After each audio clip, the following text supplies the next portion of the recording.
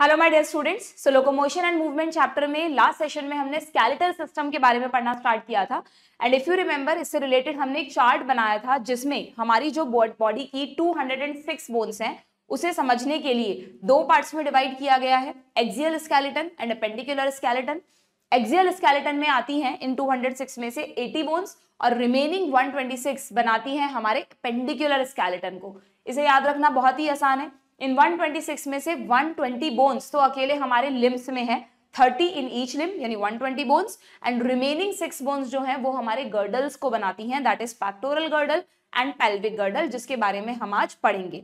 Axial skeleton की अगर हम बात करें तो यहाँ पर जो 80 बोन्स हैं वो आपको कैसे याद रखनी है। स्कल जो है हमारा वो बना है, खुद तो 22 बोन्स का बना है, 22 बोन्स का बना है, बट 7 बोन्स इसके साथ एसोसिएटेड है, तो 29 बोन्स आपको स्कल में ध्यान रखनी है।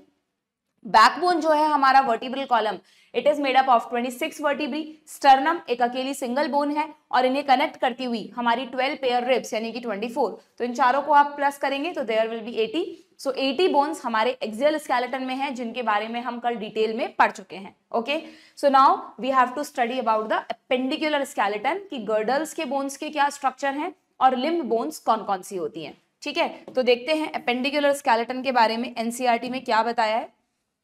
The bones of the limbs along with their girdles, ठीक है, appendicular skeleton में क्या आता है, limb bones plus girdles make the appendicular skeleton. Each limb is made up of 30 bones, तो 120 bones तो easily आप limbs में याद रख सकते हैं। क्लियर। पहले इन्होंने गर्डल से पहले लिम्स के बोन्स की बात की है, तो हम हैंड के बोन्स देख लेते हैं कि हमारे फोर लिम्ब में कौन कौन सी बोन्स है बच्चों। तो आपके बुक में डायग्राम दिया है, देखो फोर लिम्ब और हाइंड लिम्ब दोनों को पैरेलल याद रख सकते हो आप, इट इज वेरी सिंपल। अगर हम हमारे हाथ की बात करें तो सिंपली हमारे हाथ का जो ये वाला पार्ट है, इस पार्ट में जो बोन है उसका नाम है humerus. Okay, then this part, इस पार्ट में बच्चों दो बोन्स होती हैं, one is the radius another is the ulna. Clear. हमारी कलाई में, हमारे रिस्ट में छोटी छोटी 8 बोन्स होती हैं जिनको हम कहते हैं कार्पल्स। इन सब का नंबर तो 1 1 है, बट कार्पल्स 8 बोन्स हैं, और क्योंकि ये कलाई में है, रिस्ट में है, तो they are also called wrist bones. ठीक है, देन ये जो आपको दिख रही है, दीज आर द मेटाकार्पल्स, जो कि सीधी सी बात है 5 है, 5 फिंगर एंड थम्स को सपोर्ट करने के लिए। सो कार्पल्स के साथ आपको ध्यान रखना है मेटाकार्पल्स। पाम, ये हमारे हथेली में है तो इन्हें पाम बोन्स भी कह सकते हैं।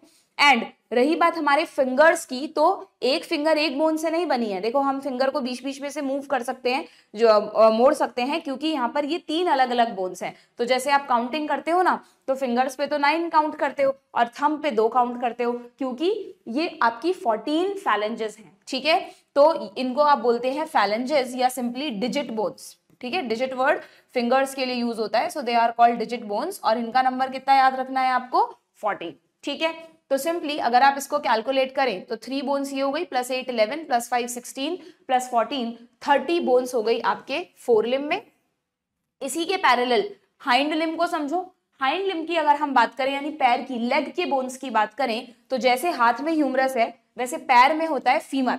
वेरी वेरी इंपॉर्टेंट बोन, बहुत क्वेश्चंस आते हैं। Do remember, it is the strongest bone. ये हमारे बॉडी की सारी बोन्स में स्ट्रॉन्गेस्ट बोन है बच्चों, प्लस ये लॉन्गेस्ट बोन भी है।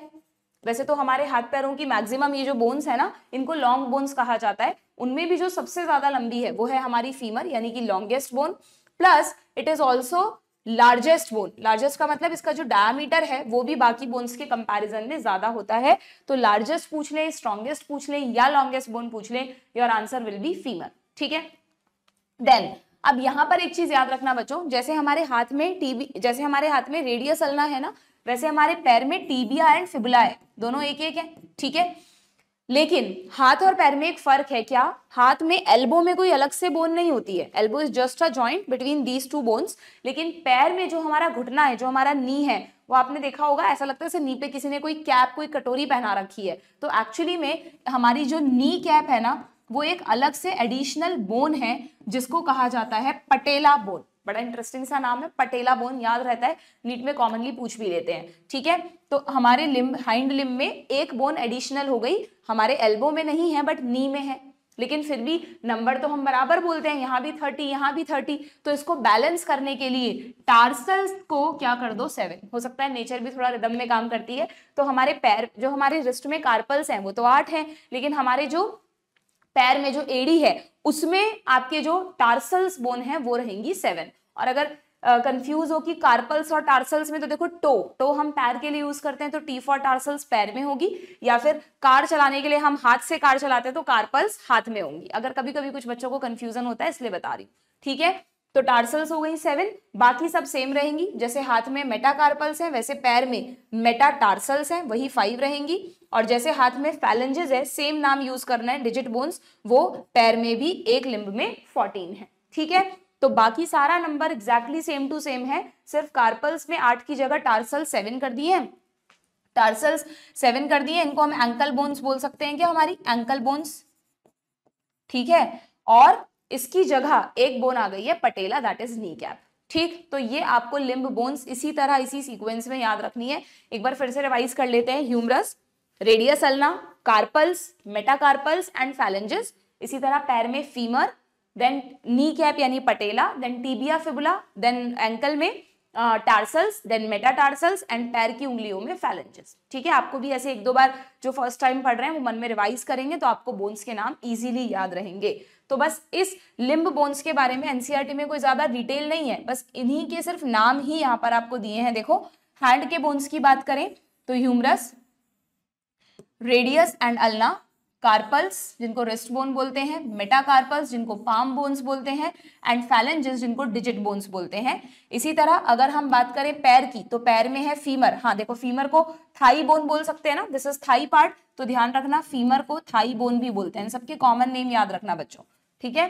फीमर को, मेटाकार्पल्स को पाम बोन्स, ठीक है। फीमर को थाई बोन हो गया। Then next which is the longest bone, देखो एनसीईआरटी में भी लिखा है तो आपसे पूछा जा सकता है, it is the longest bone, कौन सी बोन, फीमर या thigh bone. Then tibia, fibula, tarsals जिनको कि एंकल बोन्स कहेंगे 7 हैं ये, मेटाटार्सल्स 5, फैलेंजेस यानी 14 are the bones of the leg, ठीक है। और लास्ट में अलग से लिखा हुआ है a cup shaped bone called patella cover the knee ventrally that is called knee cap. अब जैसे वेंट्रली है डॉर्सल है तो वो तो सीधी सी लॉजिकल बात है कि सामने यानी वेंट्रली ही प्रेजेंट है, क्लियर। तो ये हुए आपके लिम्ब बोन्स के बारे में, बस इतनी सी ही डिटेल आपको यहाँ पर एनसीईआरटी में दी है, सिर्फ नाम दिए हैं, डिटेल कुछ दी नहीं है। वरना पहले बहुत सारे डिटेल में क्वेश्चंस आते थे कि है ना डेल्टॉइड रिज कहाँ होती है, इस पर इस उभार को क्या कहते हैं, कौन सा जॉइंट कैसे बनता है, बट ये सारी चीजें अब नहीं है और ना ही पूछी जाती हैं, तो आपको अननेसेसरी नहीं पढ़नी, ठीक है। अब आते हैं हम हमारी गर्डल्स पर, ठीक, कि हमारे लिम्स को हमारे एक्सियल स्केलेटन से जोड़ने के लिए गर्डल्स कैसे काम करती हैं। देखो समझना, जो हमारी पेक्टोरल गर्डल है ना बच्चों, मैं तुम्हें डायग्राम से दिखाती हूँ, एनसीईआरटी में इनके अलग से डायग्राम नहीं है। एनसीईआरटी में ना आपको ये जो डायग्राम दिए हैं लिम्ब बोन्स, इन्हीं में देखो गर्डल दिखाई है, ये पीछे की तरफ ये रिब्स दिखाई है, रिब्स के पीछे आपको एक ट्रायंगुलर बोन दिख रही है बच्चों, रिब्स के पीछे एक ये इधर जा रही है ट्रायंगुलर बोन दिख रही है, दिस इज स्कैपुला, और स्कैपुला के ऊपर एक डबल कर्वेचर की एस शेप्ड बोन दिख रही है, दैट इज क्लैविकल। तो ये जो क्लैविकल और ये जो स्कैपुला है ना, इन्हीं दोनों को मिलाकर कहते हैं पेक्टोरल गर्डल। और ये भी, ये हाफ पेक्टोरल गर्डल है, हाफ इस तरफ की, तो दोनों हाफ को मिलाकर एक ही पेक्टोरल गर्डल मानते हैं। ऐसे ही पैर में, पैर को कनेक्ट करने के लिए हाफ पेल्विक दोनों को मिलाकर पेल्विक गर्डल मानते हैं। तो पेल्विक गर्डल भी हमारे पास एक है, पेक्टोरल गर्डल भी हमारे पास एक है। अब एक पेक्टोरल गर्डल के दो हाफ में हर हाफ किसका बना है, दो बोन्स का, एक तो स्कैपुला बोन है और एक क्लैविकल बोन है। अब ये जो स्कैपुला बोन है ना, ये यहाँ फ्रंट पे नहीं है आपके, ये आपके डॉर्सली प्रेजेंट है। आप कभी अपने कंधे को इस तरह से हिलाते हो तो पीछे आप ऐसे करके देखो, उभार फील होता है आपको, वो स्कैपुला का ही उभार है। कैसी होती है स्कैपुला, देखना जरा, स्कैपुला इस तरह की बोन होती है, ये पीछे से व्यू दिखाया है आपको, या फिर रिब्स को हटाओगे तब जाके आपको दिखेगा, ठीक है। तो आपकी जो स्कैपुला बोन है, अगर हम उसको इंडिविजुअली देखें, वेंट्रली डॉर्सली दोनों तरफ से, तो वेंट्रली जब आप इसको सामने से, मतलब रिब्स हटा दी मैंने, अब आप है ना स्कैपुला बोन को देख रहे हो, तो देखो यहाँ पर आपको एक प्रोजेक्शन दिख रहा है कि इस बोन से निकलता हुआ, इसको कहते हैं कोरेकॉइड प्रोसेस। ये एनसीईआरटी में नहीं दिया, बट इसी के जस्ट पीछे की तरफ, यानी मैं इस बोन को पलट दूं, पीछे से देखूं, तो पीछे भी एक प्रोसेस दे रखा है, इसको बोलते हैं एक्रोमियन प्रोसेस। ये दिया है एनसीईआरटी में, नीट में भी पूछा जाता है। तो एक्रोमियन प्रोसेस किस बोन का पार्ट है, स्कैपुला बोन का पार्ट है। डॉर्सली प्रेजेंट है या बोन के वेंट्रली प्रेजेंट है, डॉर्सली प्रेजेंट है। क्यों पढ़ाया जा रहा है हमको एक्रोमियन, क्योंकि एक्रोमियन, जो ये जो एक्रोमियन दिख रहा है आपको पीछे, ये रहा एक्रोमियन, इसी से क्लैविकल जुड़ेगा। क्लैविकल का जो एक पार्ट है, लैटरल पार्ट है, वो किससे जुड़ेगा? इसी एक्रोमियन प्रोसेस से जुड़ेगा। तो this provide attachment to the clavicle bone, this you have to remember, ठीक है। नाउ इसके अलावा और क्या याद रखना है आपको? जब हम पीछे से, जो मैं आपको कह रही हूँ ना, आप जब हाथ ऐसे करते हो तो आपको एक उभार सा दिखता है, तो वो जो उभार है वो आपकी स्कैपुला का ही उभार है, एक रिज लाइक स्ट्रक्चर है, इस पर प्रोमिनेंसी है, और इस प्रोमिनेंसी को कहते हैं स्पाइन। जैसे मॉर्फोलॉजी में हम स्पाइन बोलते हैं ना, कांटा, तो वैसे ये उभार है, तो यहाँ पे spine is a part of scapula, ठीक है। यही स्पाइन एक्चुअली एंड हो रहा है एक्रोमियन प्रोसेस पर। तो दो टर्म्स हो गई, स्पाइन हो गया, एक्रोमियन हो गया। एक तीसरी टर्म और याद रखनी है आपको। अगर आप स्कैपुला को ध्यान से देखो तो यहाँ पर आपको स्कैपुला में एक कैविटी दिखेगी, एक गड्ढा दिखेगा। इस गड्ढे में ही आपकी ह्यूमरस का जो आगे का पार्ट होता है ना, वो बॉल की तरह होता है, तो वो बॉल इस गड्ढे में, इस सॉकेट में फिक्स हो जाती है और बनता है हमारा 360 डिग्री वाला जॉइंट, यानी बॉल एंड सॉकेट जॉइंट, जिसे आप शोल्डर जॉइंट कहते हो। तो what is the name of this cavity? तो ध्यान रखना है आपको, glenoid cavity.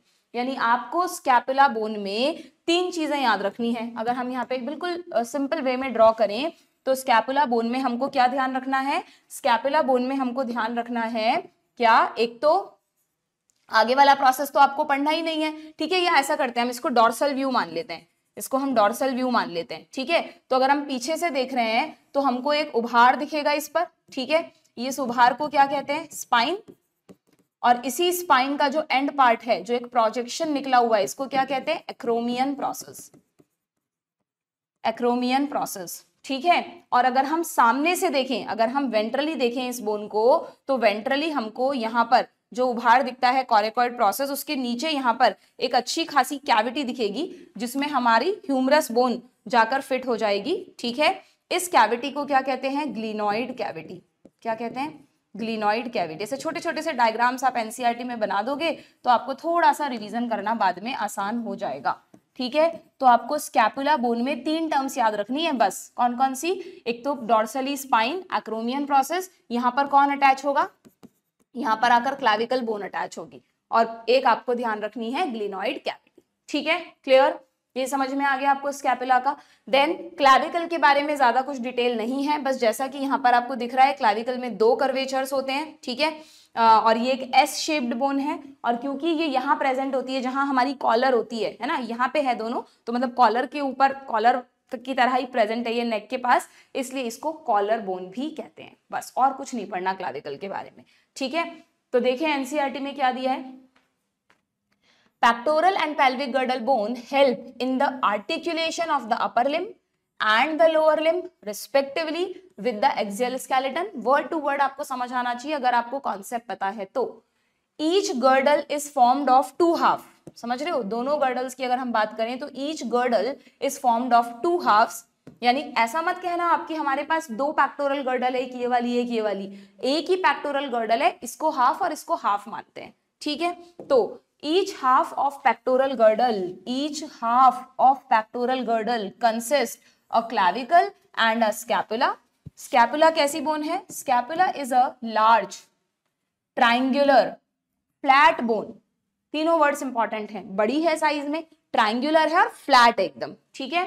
Situated in the dorsal part of the thorax between the, देखो इसकी एग्जैक्ट पोजीशन भी दी है, second and the seventh rib. अगर हम रिब के रेफरेंस में इसको देखें ना, तो स्कैपुला जो है वो कहाँ सिचुएटेड है? सेकंड टू सेवेंथ रिब के बीच में, ठीक है।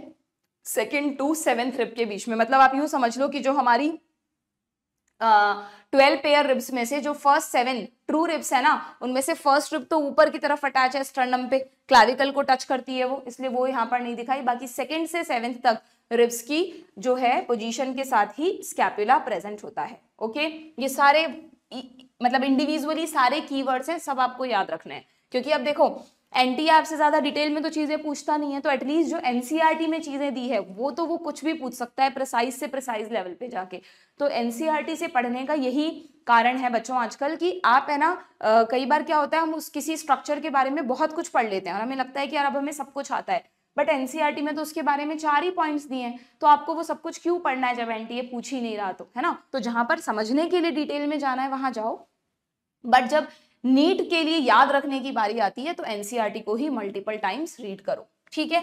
Now this dorsal flat triangular body of scapula has a slightly elevated ridge called the spine, ठीक है, स्कैपुला बोन पर स्पाइन होता है which project as a flat expanded process called the acromion, acromion एकदम आगे से फ्लैट प्रोसेस होता है। The clavicle articulate with this, क्या इंपॉर्टेंस है इसकी, इस एक्रोमियन पर कौन आके जुड़ता है, क्लैविकल, ध्यान रखना इस पॉइंट को, ठीक है। बिलो द एक्रोमियन, एक्रोमियन के जस्ट नीचे की तरफ there is a depression called the glenoid cavity which articulate with the head of the humerus to form the shoulder joint, ठीक है। तो आपसे पूछ लेंगे शोल्डर जॉइंट कौन सी दो बोन्स के बीच में बनता है, तो स्कैपुला और ह्यूमरस, या glenoid cavity of scapula and head of the humerus, clear. Now ये तो हुआ स्कैपुला के बारे में। क्लैविकल के बारे में सिर्फ एक लाइन दे रखी है, each clavicle is a long, again clavicle भी थोड़ी लंबी बोन है, स्लेंडर, स्लेंडर मतलब बहुत पतली, थिन बोन है, विद 2 कर्वेचर्स, अब नीट में आ जाएगा 1 कर्वेचर 2 कर्वेचर, तो मैंने आपको ये फोटो दिखाया ना, आप चाहो तो उसको यहाँ पे साइड में ड्रॉ भी करके रख सकते हो कि जो क्लैविकल है वो 2 कर्वेचर्स रखती है, ठीक है ना, तो आपको ध्यान रहेगा this is clavicle bone, this bone is commonly called collar bone, ठीक है। बस क्लैविकल के बारे में और कुछ भी नहीं दे रखा। और क्लैविकल कहाँ जुड़ेगी, क्लैविकल 2 जगह जुड़ेगी, यहाँ लैटरली तो जुड़ेगी हमारी स्कैपुला से, स्कैपुला पे आपने पढ़ लिया एक्रोमियन प्रोसेस से, और यहाँ किससे जुड़ेगी बताओ, ध्यान है स्टर्नम पे हमने देखा था ऊपर क्लैविकल के लिए एक फैसेट था, तो यहाँ पर जुड़ेगी स्कैपुला उससे, सॉरी स्टर्नम से। तो आप लिख लो इस पॉइंट को चाहे से कि क्लैविकल, चलो जैसे मान लो डायग्राम में लिख देते हैं, अगर ये हमने क्लैविकल बनाई है, मान लो ये हमने क्लैविकल बनाया इधर वाला यानी मेरा राइट, ठीक है, तो मान लो ये राइट क्लैविकल है, तो अगर ये राइट क्लैविकल है तो आप इमेजिन करो ये इसका लेटरल पार्ट हुआ और ये मीडियल पार्ट हुआ ना, तो ये तो हुआ लेटरल और ये हुआ मीडियल, तो लेटरली किससे जुड़ती है, ये लेटरली जुड़ती है with acromion process of scapula,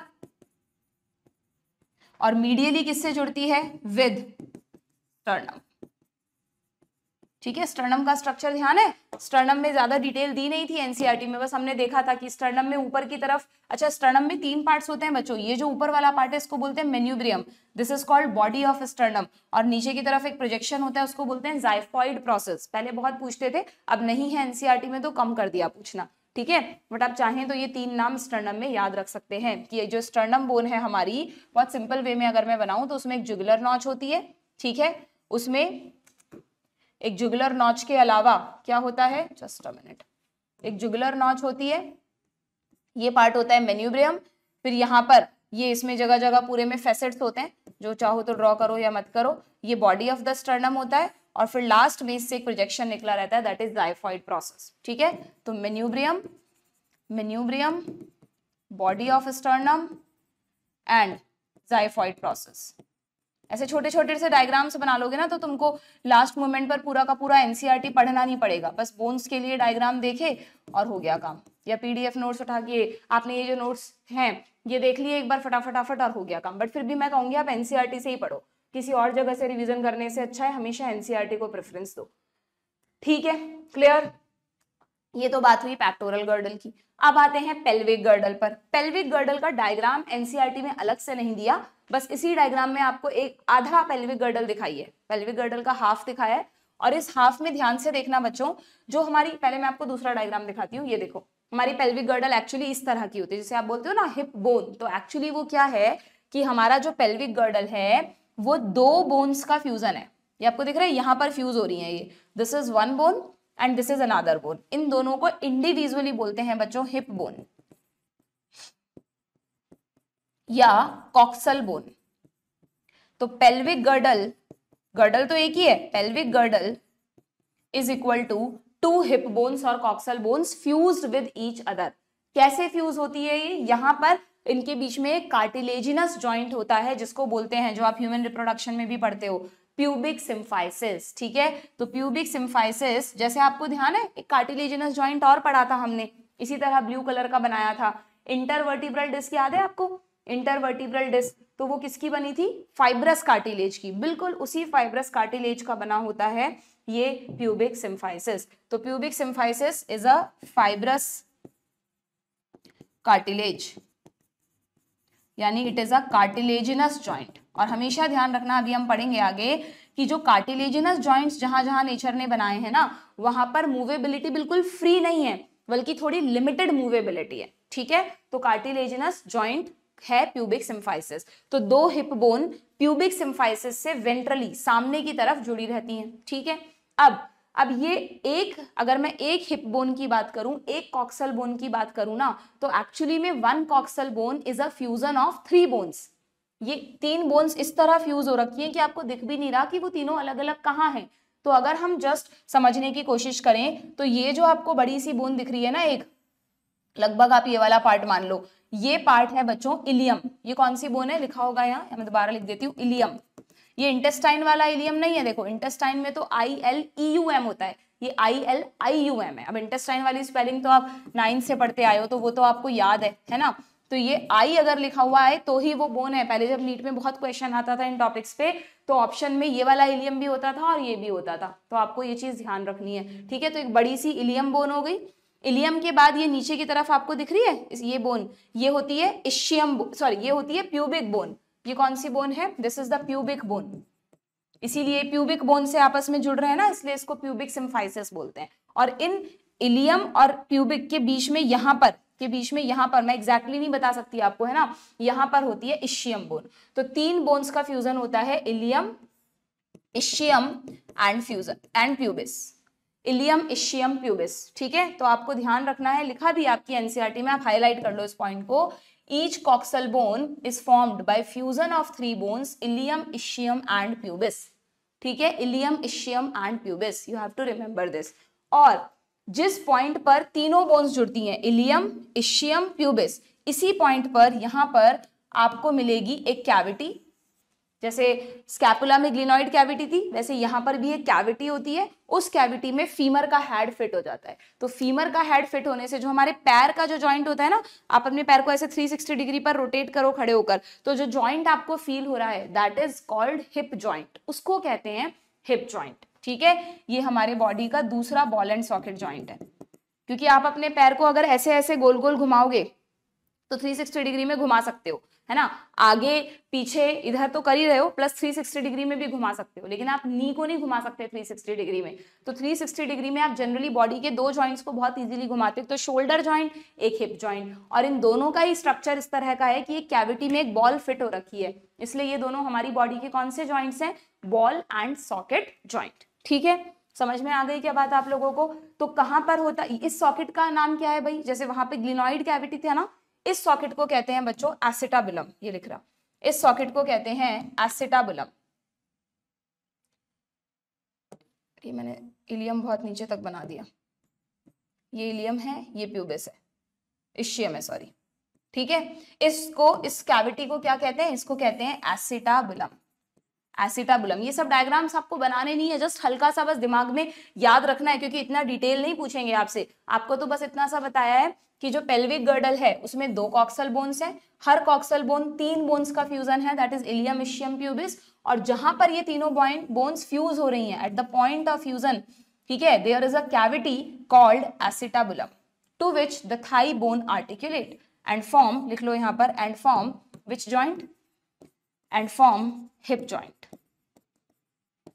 कई बार होता है ना, कोई फिसल गया, गिर गया, हिप जॉइंट फ्रैक्चर हो गया, तो उसका ये वाला जॉइंट फ्रैक्चर होता है। ठीक है, clear. And the 2 halves of the pelvic girdle, यानी जो 2 कॉक्सल बोन्स हैं, ये आपस में किसके थ्रू जुड़ी हुई हैं, coxal bone is also called hip bone.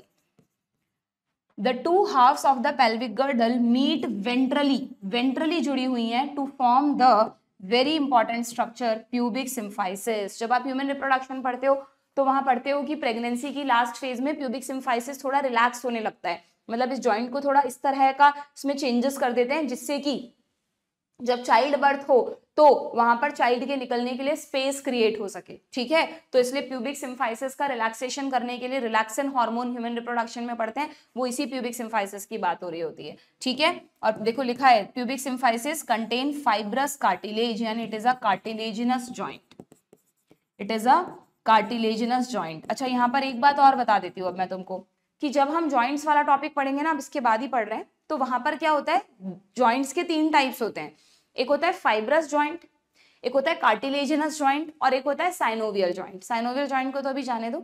अब ये जो 2 हैं, फाइब्रस जॉइंट और कार्टिलेजिनस जॉइंट, इन दोनों को हम एग्जाम में मिक्स कर देते हैं, क्योंकि जो कार्टिलेजिनस जॉइंट हम पढ़ेंगे ना वो कौन से टाइप की कार्टिलेज का बना है, फाइब्रस कार्टिलेज का। पर इसको आप फाइब्रस जॉइंट नहीं बोलोगे बच्चों, फाइब्रस जॉइंट हमारे स्कल में होते हैं, दो जो बोन्स हैं उनके आपस में उनको जोड़ने के लिए जो ऐसे स्कल में बीच बीच में स्यूचर जैसे स्ट्रक्चर होते हैं ना, वो आपके फाइब्रस जॉइंट है। तो फाइब्रस कार्टिलेज फाइब्रस जॉइंट नहीं बनाती, फाइब्रस कार्टिलेज तो कार्टिलेजिनस जॉइंट बनाती है। फाइब्रस जॉइंट कनेक्टिव टिश्यू बनाता है जब वो दो बोन्स की ऐसी सिलाई कर देता है कि वो बोन्स हिलडुल नहीं सकती, वो जॉइंट नॉन मूवेबल जॉइंट होते हैं। तो आपको फाइब्रस जॉइंट और कार्टिलेजिनस जॉइंट को मिक्स नहीं करना है ना, ये तो याद रखना है कि कार्टिलेजिनस जॉइंट किसका बना होता है, फाइब्रस कार्टिलेज का, ना इलास्टिक कार्टिलेज ना हाइलाइन कार्टिलेज, बल्कि फाइब्रस कार्टिलेज का। लेकिन फाइब्रस जॉइंट इस जॉइंट को नहीं कहते, फाइब्रस जॉइंट्स आर डिफरेंट, ठीक है, क्लियर। तो ये आपका कॉक्सल बोन या प्यूबिक बोन के बारे में हुआ, हिप बोन के बारे में हुआ। एक छोटी सी चीज और बता देती हूँ कि देखो हम बोलते हैं ना कि ये जो पेल्विक गर्डल है ये हमारे लिम्स को एक्सियल स्केलेटन से कनेक्ट कर रही है। तो कहाँ कनेक्ट कर रही है वो तो देखिए एनसीईआरटी में लिखा नहीं है, हम जस्ट नॉलेज के लिए देख रहे हैं कि हमारा जो बैकबोन है वही तो नीचे तक पहुंच रहा है। एक्सियल स्केलेटन में से और कोई बोन है क्या जो नीचे तक पहुंच रही हो इस पेल्विक गर्डल तक, नहीं। तो यहाँ सेंटर से हमारी बैकबोन आ रही है, मतलब पीछे, और इस बैकबोन में ये जो आपको दिख रहा है ये पूरा पार्ट, ये एक्चुअली हमारी सैक्रम है बच्चों। हमने कहा ना कि सैक्रल वर्टिब्री 5 होती हैं जो फ्यूज होके एक ही सैक्रम बनाती हैं, तो ये हमारी सैक्रल वर्टिब्री है, ओके। और ये जो नीचे आपको दिख रहा है 4 के फ्यूजन से ये कॉकेक्स दिख रहा है। तो हमारा जो बैकबोन है वो देखो पेल्विक गर्डल के रेफरेंस में किस तरह सिचुएटेड है कि कॉकेक्स जो है वो बिल्कुल प्यूबिक सिम्फाइसिस के पीछे आकर खत्म हो गई है, जुड़ी हुई नहीं है आपस में, इसके अलग है, पीछे जाकर खत्म हो गई है। और सैक्रम की पोजीशन इस तरह है कि वो दोनों हाफ ऑफ पेल्विक गर्डल के बीचों बीच है और यहां पर आपस में जुड़ा हुआ है। यानी हमारी जो पेल्विक बोन है वो 3 चीजों से जुड़ी हुई है। एक तो आपस में जुड़ी हुई है प्यूबिक सिम्फाइसिस के थ्रू, एक हमारे हाइंड लिम्स से जुड़ी हुई है एसिटाबुलम कैविटी में, किसके through, ball and socket joint के थ्रू, और तीसरा हमारे एक्सियल स्केलेटन के सैक्रम वर्टिब्री से जुड़ी हुई है, ठीक है। तो यहां पर भी एक जॉइंट बनता है बिटवीन द प्यूबिक बोन, मतलब प्यूबिक बोन कह दो या प्यूबिक नहीं कहो, between the coxal bone and the sacral bone, ठीक है। समझ में आ गई बात आप लोगों को। तो इस तरह हमारा पेल्विक गर्डल, इसमें लिख देती हूं मैं, चलो इस पॉइंट को, पेल्विक गर्डल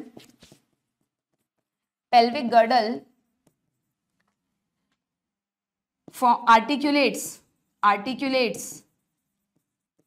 with sacrum, ठीक है, सैक्रम यानी sacral vertebrae, pelvic girdle articulates with sacrum also, जिससे ये हमारे बॉडी के एक्सियल स्केलेटन से कनेक्ट हो सके, ठीक है। जैसे पेक्टोरल गर्डल स्टर्नम से जुड़ी थी, पेल्विक गर्डल किससे जुड़ी है, सैक्रम से, ठीक है, समझ में आ गया। तो this is all about the girdles. तो ये आपका एपेंडिकुलर स्केलेटन हुआ पूरा।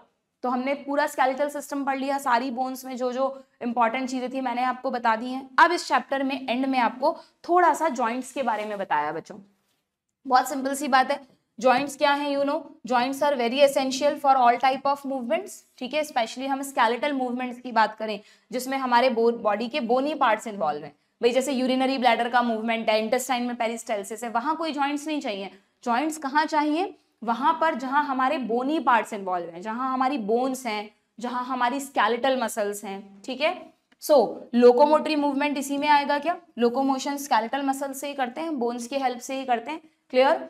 तो व्हाट इज जॉइंट, जॉइंट को डिफाइन किया है, they are points of contact between bone, दो बोन्स को आपस में जोड़ते हैं, या between bone and cartilage, bone and cartilage को जॉइंट के बीच में भी जॉइंट्स प्रेजेंट होते हैं। इस पे मतलब इवन अगर तुम ज्यादातर जॉइंट्स देखोगे ना, तो जैसे मान लो ये हमारी बॉडी की 2 बोन्स हैं, सपोज करो ये जो है ये ह्यूमरस का लास्ट पार्ट है और ये नीचे जो रेडियस अल्ना होता है उसका पार्ट है, ठीक है। तो इन दोनों को आपस में कनेक्ट करने के लिए ना पहले इन दोनों के ऊपर एक आपको ब्लू कलर की लेयर दिख रही है, ये लेयर किसकी है, ये हाइलाइन कार्टिलेज की लेयर है, दिस इज आर्टिकुलर कार्टिलेज, ये हाइलाइन कार्टिलेज की लेयर है। तो बॉडी, हमारी बॉडी में जहां पर भी लॉन्ग बोन्स है ना बच्चों और वो आपस में जुड़ी हुई हैं, तो वहां पर उनके ऊपर कार्टिलेज भी प्रेजेंट होते हैं, इसलिए हम कहते हैं कि जंक्शंस में कार्टिलेजेस भी इन्वॉल्व हैं, जॉइंट्स में कार्टिलेजेस भी इन्वॉल्व हैं। So what is joint, joint is the point of contact between 2 bones और बिटवीन बोन एंड कार्टिलेज। ठीक है, क्लियर। नाउ क्या काम है भाई इन जॉइंट्स का? जैसे आप लोग फिजिक्स में लिवर एक्शन पढ़ते हो क्या? लिवर एक्शन मतलब जैसे कि मान लो हमें कोई वेट को उठाना है ना, तो उस वेट को उठाने के लिए हम लोड लगाएंगे, तो उन लोड और वेट का जो एक बैलेंसिंग पॉइंट होगा उसको आप कहते हो फल्क्रम। कहते हो क्या? जैसे देखो यहाँ पर कितने अच्छे से इन डायग्राम्स में समझाया गया है कि अगर हम हमारी एड़ी को ऐसे उठाते हैं, आप फील भी कर सकते हो, अगर आप अपनी एड़ी को ऐसे पीछे से उठाते हो तो उस समय आपका पंजा जो है वो आपका सारा वेट झेल रहा होता है, तो वो पंजा क्या है? फल्क्रम। और पंजे पे भी एग्जैक्टली कौन? आपका जो जॉइंट्स है वहां पर, वो उस फल्क्रम पॉइंट की तरह काम करते हैं। या मान लो आप हाथ से कोई वेट लिफ्टिंग कर रहे हो, तो देखो जैसे ये पर्सन हाथ से कोई वेट उठा रहा है, या आप अपने हाथ को जस्ट ऐसे करो तो आपको फील होगा कि सारा जो बैलेंस है, जो वेट है, वो सारा यहाँ पर सहन कर रहे हैं। तो ये इसके लिए किसकी तरह एक्ट कर रहा है? फल्क्रम के लिए। कौन सा जॉइंट? Elbow joint. तो हमारे जितने भी मूवमेंट्स होते हैं ना, चाहे वो छोटे छोटे मूवमेंट्स हो, बड़ी चीजों को उठाने के मूवमेंट हो, हर मूवमेंट को में एफर्ट और लोड को बैलेंस करने के लिए जो एक मेन पॉइंट होता है जिसको फल्क्रम कहा जाता है, वही एक्चुअली जॉइंट है। तो एनसीईआरटी में लिखा है कि force generated by the muscles, force generated by the muscles is used to carry out the movement through joints where the joint act as a fulcrum। ठीक है, किसी भी मूवमेंट को करने के लिए हमारी कोई ना कोई, जैसे अगर हम ऐसे नॉडिंग मूवमेंट कर रहे हैं, देखो यहाँ पर ये बता रहा है कि हम ऐसे नीचे लाना चाह रहे हैं, तो यहाँ वाली मसल ने काम किया होगा, तो उन दोनों को बैलेंस कर रहा है हमारा ये वाला, ध्यान है, atlanto occipital joint. Nodding movement के लिए मैंने बताया था, ये ऑक्सीपिटल कॉन्डाइल है, ये एटलस वर्टिब्री है, तो इन दोनों के बीच का जॉइंट हो गया एटलांटो ऑक्सीपिटल जॉइंट। ऐसे ही हम नो कर रहे हैं तो एटलांटो एक्सियल जॉइंट। ठीक है, तो जॉइंट्स किसकी तरह बिहेव करते हैं? They act as a fulcrum point to balance between effort and load. Effort लगाता है कौन? हमारी मसल्स, और लोड जो भी हमारा मूवमेंट है। ठीक है, now the movability at these joint. अब जरूरी नहीं है हर जॉइंट इक्वल तरह से मूव करे, हर हमारी बॉडी में मूवेबिलिटी के बेसिस पर कि हम कितना मूव कर सकते हैं उस जॉइंट को, तीन तरह के जॉइंट्स हैं। जॉइंट्स को तीन पार्ट्स में क्लासिफाई किया गया है, थ्री मेजर स्ट्रक्चरल फॉर्म। जो जॉइंट्स में हम मूवमेंट कर ही नहीं सकते, इमूवेबल जॉइंट्स भी हैं हमारी बॉडी में, उनको कहते हैं फाइब्रस जॉइंट। जैसे कि आपके स्कल बोन्स, आप कभी ऐसा होता है क्या कि ये पार्ट पैराइटल बोन का ऊपर उठ जाए, ये नीचे चला जाए, फ्रंटल बोन आगे आ जाए, बाकी पीछे रह जाए? नेवर, है ना। जो स्कल बोन्स हैं आपकी, फेशियल बोन्स हैं, ये मतलब स्कल स्पेशली आप क्रेनियल बोन से समझे तो वो सब आपस में टाइटली जुड़ी हुई हैं, उनको कोई भी मूवमेंट नहीं करना, तो उनको जोड़ने के लिए जो जॉइंट है वो है फाइब्रस जॉइंट। आप इसमें अपनी एनसीईआरटी में जो स्कल का डायग्राम है यहाँ लिख सकते हो कि ये जो आपको दिख रहे हैं ना, these are the fibrous joints. Fibrous joint मतलब बिल्कुल ऐसा मत समझना कि ये these are made up of fibrous cartilage, नहीं। Fibrous joint simply dense connective tissue से दो बोन्स की सिलाई कर दी गई है, इतनी टाइट सिलाई है कि ये आपस में हिल भी नहीं सकती हैं। तो फाइब्रस जॉइंट कनेक्टिव टिश्यू का बना होता है, ना कि कार्टिलेज का। Okay, and this is immovable joint, और इनको कहा जाता है स्यूचर्स। स्यूचर्स लगाते हैं ना, जैसे कोई चोट लग जाती है हमें, तुम डॉक्टर के पास जाते हैं, स्टिचेस लगा देते हैं दो फ्लैप्स को जोड़कर, तो वैसे यहाँ पर बोन्स की स्यूचरिंग करती है, इसलिए इस जॉइंट को ही क्या कहते हैं? स्यूचर्स, SUTURES, स्यूचर्स। ठीक है, ये तो हुए आपकी बॉडी के फाइब्रस जॉइंट। इसके लिए आप एग्जांपल में बस स्कल बोन्स ही याद कर लेना, वैसे टीथ और सॉकेट के बीच में भी होता है, बट वो चलेगा। ठीक है, दूसरे टाइप के जॉइंट जहां पर लिमिटेड मूवेबिलिटी होती है वो है कार्टिलेजिनस जॉइंट। दो एग्जांपल बता चुकी हूँ, इंटरवर्टिब्रल डिस्क और प्यूबिक सिम्फाइसिस। ठीक है, और मोस्ट ऑफ द जॉइंट्स जो हैं हमारी बॉडी में, चाहे वो दो फिंगर्स के बीच, मतलब ये फैलेंजेस के बीच में हो, मेटाकार्पल्स के बीच में हो, रिस्ट बोन्स में हो, नी ये एल्बो जॉइंट हो, बॉल एंड सॉकेट, इसी तरह पैर के, ये सारे जॉइंट्स बच्चों हमारे साइनोवियल जॉइंट्स हैं। साइनोवियल मतलब फ्रीली मूवेबल। तो तीन जॉइंट्स कौन कौन से हुए? फाइब्रस यानी इमूवेबल जॉइंट्स, जिन्हें आप मूव ही नहीं कर सकते, इनको बोलते हैं सिन आर्थ्रोसिस। आर्थ्रोसिस यानी जॉइंट, सिन यानी फ्यूज्ड, फ्यूज्ड है आपस में, नो मूवमेंट। कार्टिलेजिनस को बोलते हैं slightly movable joints, slightly movable joints. Amphi arthrosis, amphi ना बिल्कुल सिले हुए हैं ना बिल्कुल फ्रीली हैं, एम्फी आर्थ्रोसिस। ठीक है, और साइनोवियल जॉइंट्स को बोलते हैं फ्रीली मूवेबल जॉइंट्स। और जनरली इसमें दो सरफेस जुड़ी रहती हैं, इसलिए इनको बोलते हैं डायआर्थ्रोसिस। डायआर्थ्रोसिस, ठीक है, ये इन जॉइंट्स के नाम है। इनके बारे में थोड़ा थोड़ा दिया है एनसीईआरटी में, देख लेते हैं क्या दिया है। Fibrous joint do not allow any movement, do not allow any movement, it is shown in the flat skull bones. आप सिर्फ एग्जांपल्स याद कर लो और ये ध्यान रखना कि कौन सा मूवेबल है कौन सा नहीं। क्यों ये इमूवेबल है? क्योंकि यहाँ पर एंड टू एंड बोन जुड़ी हुई है, किसकी हेल्प से? डेंस फाइब्रस कनेक्टिव टिश्यू, एकदम सिलाई कर दी है डेंस फाइब्रस कनेक्टिव टिश्यू से, और इन्हीं को आप कहते हैं स्यूचर्स, जो आपका क्रेनियम बनाती हैं, आपका ब्रेन बॉक्स बनाती हैं, ठीक है। अगर हम बात करें कार्टिलेजिनस जॉइंट्स की, तो यहाँ पर जो बोन्स हैं they are joint together with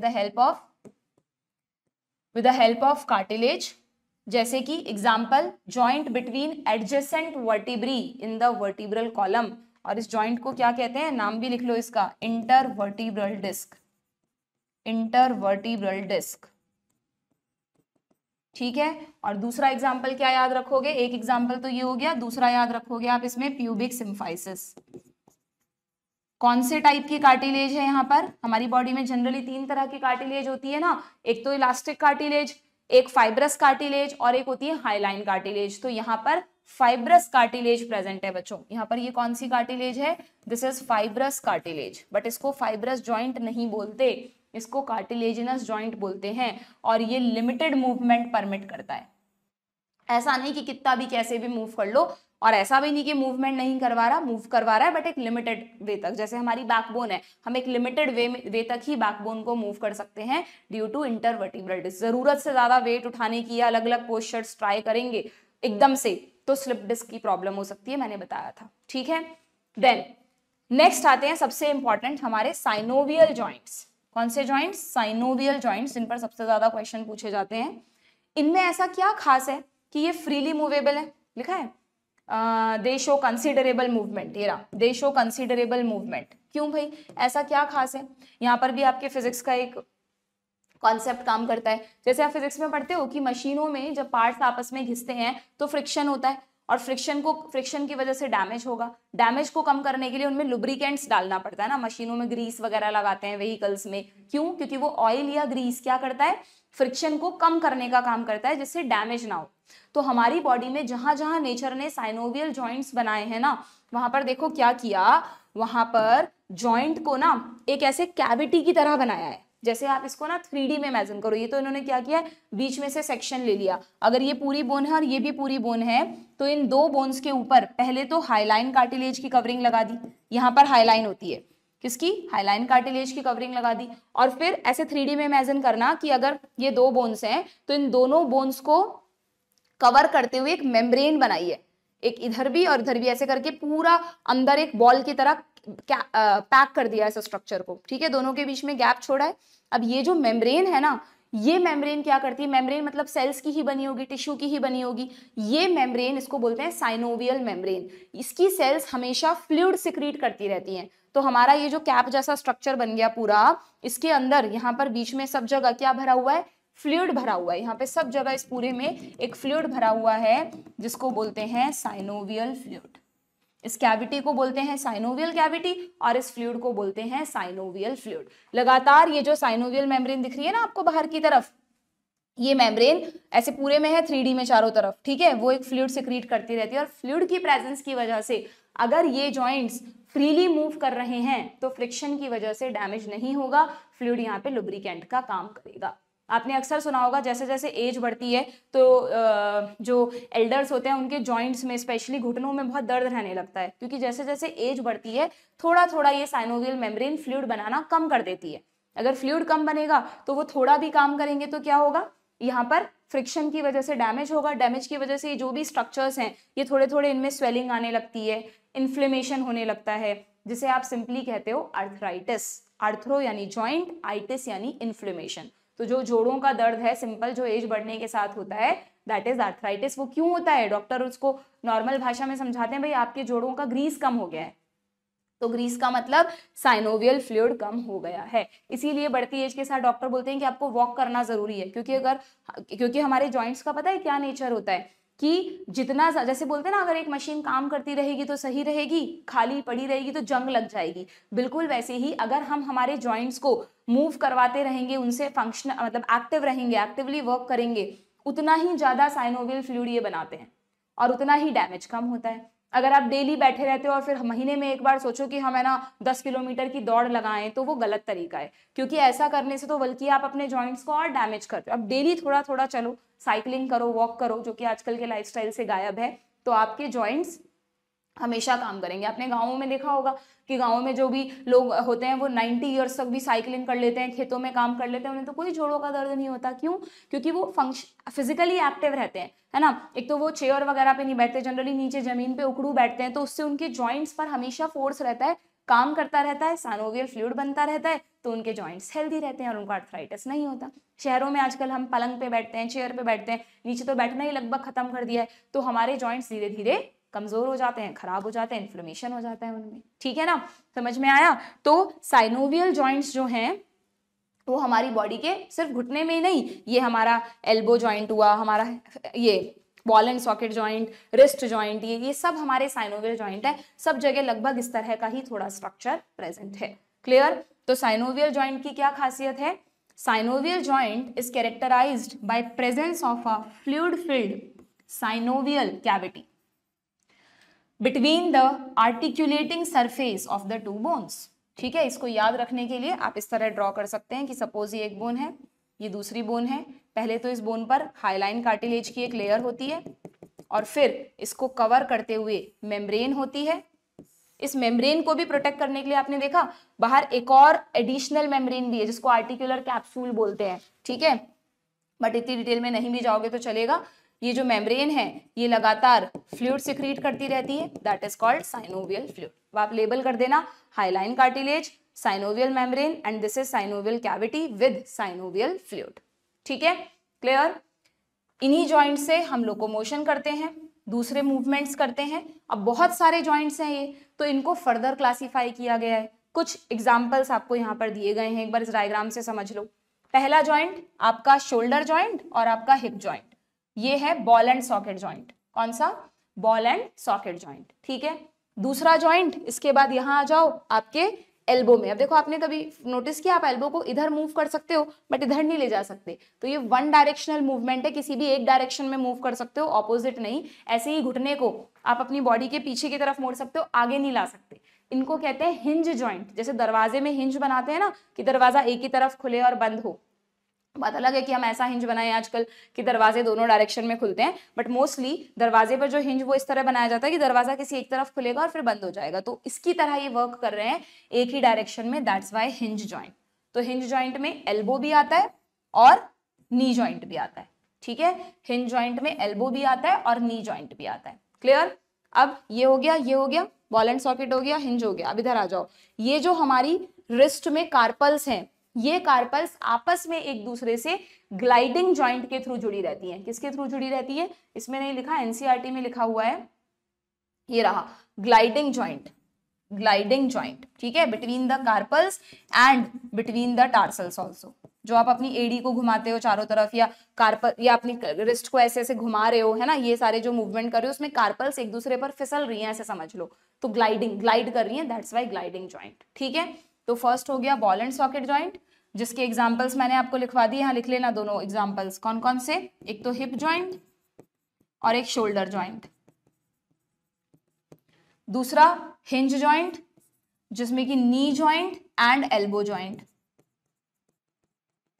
then इसके बाद यहां आ जाओ, थर्ड आपको याद रखना है ग्लाइडिंग जॉइंट, जो कार्पल्स में भी है और टार्सल्स में भी है। ठीक है, इसके बाद आपको यहीं पर, अभी हम यहाँ पर है ना, तो यहाँ पर एक एडिशनल जॉइंट याद रखना है बच्चों। ये देखो, this is called saddle joint. जैसे घोड़े पे बैठने की जो सीट होती है वो इस तरह की होती है ना, सैडल शेप, इसलिए इसको सैडल जॉइंट बोलते हैं।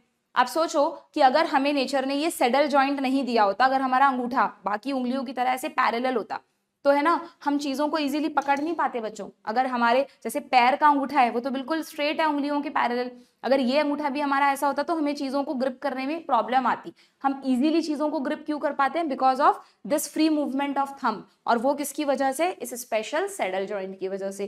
तो सैडल जॉइंट किसके बीच का है, ध्यान रखना, सैडल जॉइंट होता है this is the metacarpal of thumb, ये थंब की मेटाकार्पल है, और यहाँ पर एक कार्पल होती है ट्रेपेजियम। ये 8 कार्पल्स के नाम होते हैं जो आपको नहीं पढ़ने, तो जस्ट आप ऐसा याद रखना, carpal and metacarpal of thumb के बीच में जो जॉइंट बन रहा है, जो पैर में नहीं है सिर्फ हाथ में है, दिस इज सेडल जॉइंट। ठीक है, तो 4th नंबर पे आप याद रखोगे saddle joint between carpal and thumb metacarpal. ठीक है, क्लियर। देन उसके बाद जो आपके पाइवट जॉइंट कहाँ याद रखोगे, तो हाथ के जॉइंट्स हो गए, और भी होते हैं बट आपको इतने ही याद रखने हैं। उसके अलावा जो मैंने आपको बताया था ना कि आपकी जो एक्सेस बोन है, सेकंड सर्वाइकल वर्टिब्री, उसमें एक प्रोजेक्शन निकला हुआ है ना, और एटलस उसमें ऐसे है जिसके अलोंग एक्सेस के अलोंग एटलस ऐसे घूमती है जब हम नो करते हैं, तो यहाँ पे एक धुरी के अलोंग एक बोन घूम रही है, तो this is called pivot. Pivot मतलब धुरी, तो इस जॉइंट का ही नाम रख दिया पाइवट जॉइंट। तो 5th नंबर पे आप याद रखेंगे pivot, that is atlanto axial joint. ठीक है, एक जॉइंट इसमें दिया नहीं है, मैं ऐड कर देती हूँ 6 नंबर पे, कॉन्डाइलॉइड जॉइंट। कॉन्डाइलॉइड जॉइंट नाम से ही समझ गए होंगे आप, between occipital condyles and Atlas. जो एटलांटो ऑक्सीपिटल जॉइंट है ना, जिससे हम यस मूवमेंट करते हैं हमारा, वो कौन सा जॉइंट है, वो है कॉन्डाइलॉइड जॉइंट। इससे हम करते हैं no movement.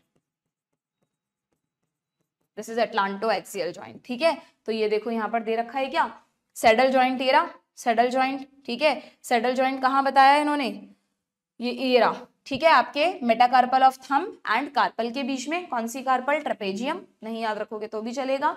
Then condyloid joint यहाँ पर भी बताया इन्होंने। कॉन्डाइलॉइड जॉइंट ना हमारे रेडियस एंड रिस्ट की कार्पल्स के बीच में भी होता है, बट आप तो वही याद रख लो, वो इनफ है आपके लिए। और बाकी एक कहाँ गया, ये रहा पाइवट जॉइंट, एटलस और एक्सिस के बीच में।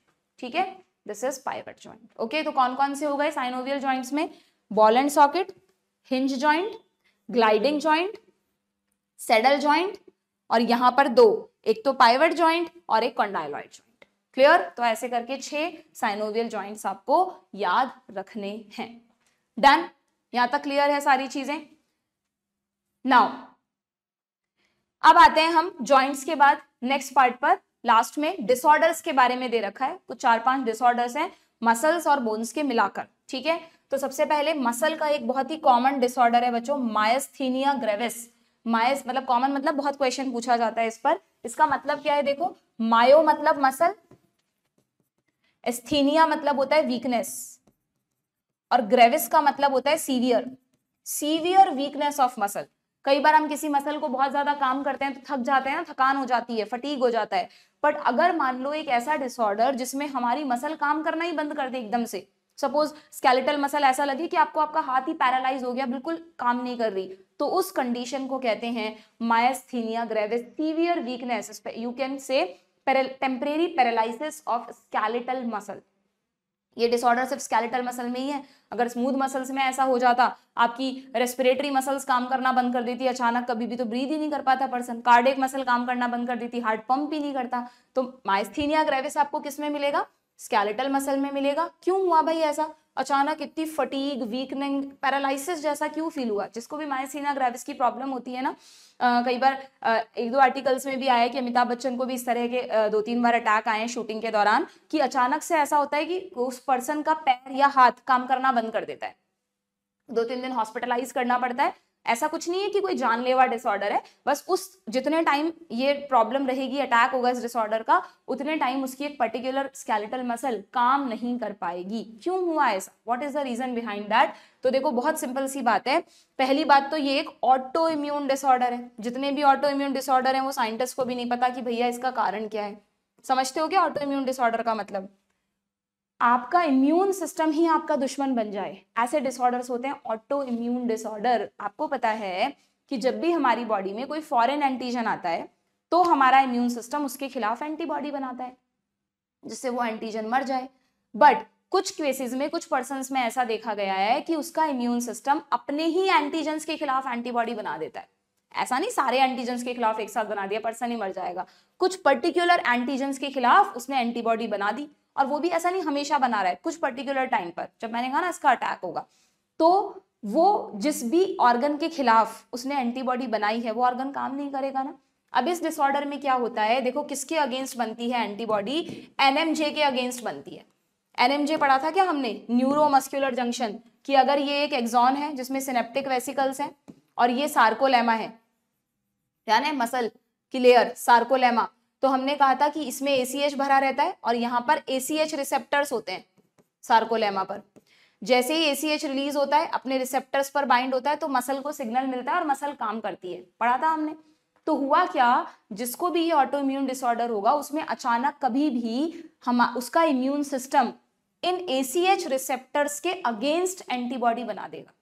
किसके अगेंस्ट बना देगा, एंटीबॉडी अगेंस्ट एसीएच रिसेप्टर्स। तो तुम सोचो कि अगर एंटीबॉडी इन एसीएच रिसेप्टर्स पर जाकर बाइंड हो जाएगी तो एसीएच जुड़ पाएगा क्या, नहीं जुड़ पाएगा। और अगर एसीएच ही नहीं जुड़ पाएगा तो मसल को सिग्नल ही नहीं मिलेगा, कोई एक्शन पोटेंशियली जनरेट नहीं होगा और मसल काम ही नहीं कर पाएगी। तो जितने पर्टिकुलर टाइम के लिए वो एंटीबॉडीज उसकी बॉडी में बन रही हैं, तब तक उसकी वो मसल पैरालाइज्ड की तरह हो जाएगी, यानी कंप्लीटली वीक, वो उसको हिला भी नहीं सकता। ठीक है, फिर उसमें ट्रीटमेंट में एंटीबॉडीज को न्यूट्रलाइज करने के लिए कुछ दवाइयां वगैरह देते हैं। जब वो पूरी न्यूट्रलाइज हो जाती हैं तो फिर से वो पर्सन एक्टिव हो जाता है। ठीक है, क्लियर। तो ये होता है सिंपल सा डिसऑर्डर। लॉजिकली आप याद रखोगे तो नीट में गलतियां नहीं होगी, क्वेश्चंस पूछे जाते हैं। मायस्थीनिया ग्रेविस, ठीक है, temporary paralysis of skeletal muscles due to formation of antibodies against NMJ. NMJ पे भी क्या, एसीएच रिसेप्टर्स, जिसकी वजह से मसल काम नहीं करेगी। ठीक है, क्लियर। दूसरा डिसऑर्डर देखते हैं, मस्कुलर डिस्ट्रॉफी। अगेन ये भी मसल्स का डिसऑर्डर है। डिस्ट्रॉफी यानी यहां पर मसल ग्रोथ ही नहीं कर रही है, मसल डीजनरेट हो रही है। ये एक एज, पहली बात तो ये एक जेनेटिक डिसऑर्डर है। ठीक है, जैसे ये ऑटो इम्यून था ना, ये ध्यान रखना, it is a genetic disorder. ये चीजें बहुत पूछते हैं कि कौन सा कैसा है। ठीक है, अब इसमें क्या होता है बच्चों कि जिनमें भी ये जेनेटिक डिसऑर्डर होता है मस्कुलर डिस्ट्रॉफी, उसमें भी ध्यान रखना it is x linked recessive disorder. X linked recessive, genetics में लिखवा दूंगी, एक्स लिंक्ड रेसेसिव डिसऑर्डर। ठीक है, इसका पूरा नाम है ड्यूशेन्स मस्कुलर डिस्ट्रॉफी। ड्यूशेन्स मस्कुलर डिस्ट्रॉफी, इसको डीएमडी भी बोलते हैं। ठीक है, इनमें क्या होता है, जेनेटिक डिसऑर्डर है, एक्स क्रोमोसोम पर जीन प्रेजेंट है, रेसेसिव जीन है, खुद को एक्सप्रेस करेगा अगर किसी में है तो, और उस पर्सन को ये डिसऑर्डर होगा। तो इसका मतलब बर्थ से सिम्टम आएंगे कुछ ना कुछ। पर होता क्या है, बर्थ पे तो ये नॉर्मल होता है बच्चा। ठीक है, जैसे जैसे बच्चा बड़ा होने लगता है, 2-3 साल का होने लगता है, और वो अपनी मसल्स को एक्टिवली यूज करता है, चलना सीखता है, तो उसको उन एक्टिविटीज में प्रॉब्लम आने लगती है। और बड़ा होता है, और वैसे तो हर बच्चा ही जब चलना सीखता है बार बार गिरता है उठता है, बट इनमें मसल्स उनका साथ नहीं दे रही हैं, क्योंकि मसल्स ग्रो ही नहीं कर पाती हैं। क्यों ग्रो नहीं कर पाती हैं, क्योंकि ये जो एक्स क्रोमोसोम है, इस पर एक जीन होता है जो एक प्रोटीन बनाता है, डिस्ट्रोफिन प्रोटीन। प्रोटीन का नाम क्या है बच्चों, डिस्ट्रोफिन प्रोटीन। और नाम से तो ऐसा लग रहा है कि ये प्रोटीन मसल को खराब करता होगा, बट ये प्रोटीन मसल की डिस्ट्रॉफी को रोकता है। इस प्रोटीन का नाम डिस्ट्रोफिन क्यों है, क्योंकि ये प्रोटीन मसल को डिस्ट्रॉफी नहीं होने देता, मसल की ग्रोथ करवाता है। अगर ये नहीं हुआ हमारी बॉडी में तो हमारी मसल्स की ग्रोथ नहीं होगी। तो इन बच्चों में डिस्ट्रोफिन की कमी की वजह से मस्कुलर ग्रोथ रुक जाती है। जैसे जैसे वो बड़े होते हैं, उनके पैर जो हैं वो प्रॉपरली उनका साथ नहीं देते चलने में, थोड़े मुड़े हुए से पैर हो जाते हैं, है ना। और इवन जैसे ये और बड़े होते हैं 8 से 10 साल तक की एज में, तो इनको ये व्हील चेयर ही पकड़नी पड़ती है, यानी they can't walk on their feet. ठीक है, तो क्यों, तो यहाँ पे क्या हो रहा है, जब बेबी बॉर्न हुआ तब नहीं पता चला, जैसे जैसे वो बढ़ रहा है उसकी मस्कुलर ग्रोथ होनी चाहिए थी, वो नहीं हो रही। तो इसको कहते हैं progressive degeneration of skeletal muscle. Again ये भी स्केलेटल मसल्स में ही होता है।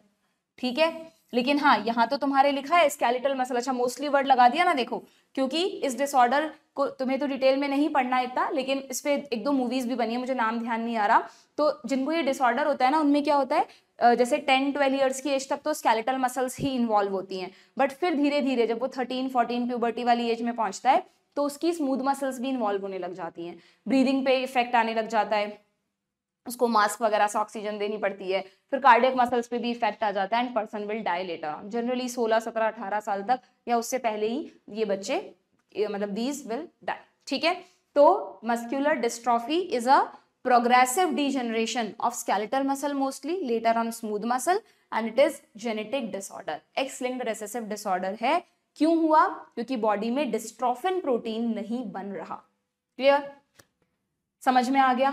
तीसरा डिसऑर्डर जो मसल से रिलेटेड है, बहुत पूछा जाता है नीट में, very very important, that is tetany, बाइंटे आना।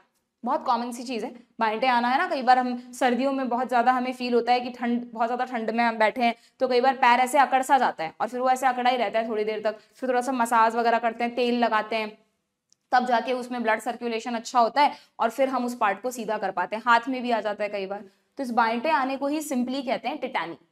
इस क्या है टेटानी में हुआ क्या, इसमें आपकी मसल का एकदम से रैपिड स्पाज्म हो गया, मतलब आपकी मसल कॉन्ट्रैक्टेड स्टेट में चली गई और फिर रिलैक्स नहीं हो पाई, तो इसको कहते हैं सस्टेन्ड कॉन्ट्रैक्शन। नीट में जब क्वेश्चन आता है ना, आप देखना पीवाईक्यूज में आपको खूब क्वेश्चंस मिल जाएंगे टेटानी पे, तो ऑप्शंस में होता है रैपिड स्पाज्म, या दे देंगे वाइल्ड कॉन्ट्रैक्शन, एकदम से वाइल्डली कॉन्ट्रैक्ट हो गया, रिलैक्स नहीं हो पा रहा, या एक वर्ड और लिख लो, सस्टेन्ड कॉन्ट्रैक्शन। सस्टेन्ड कॉन्ट्रैक्शन क्यों हुआ ऐसा, बोलती है ना मम्मी दूध पिया करो, क्योंकि लो कैल्शियम की वजह से ऐसा होता है।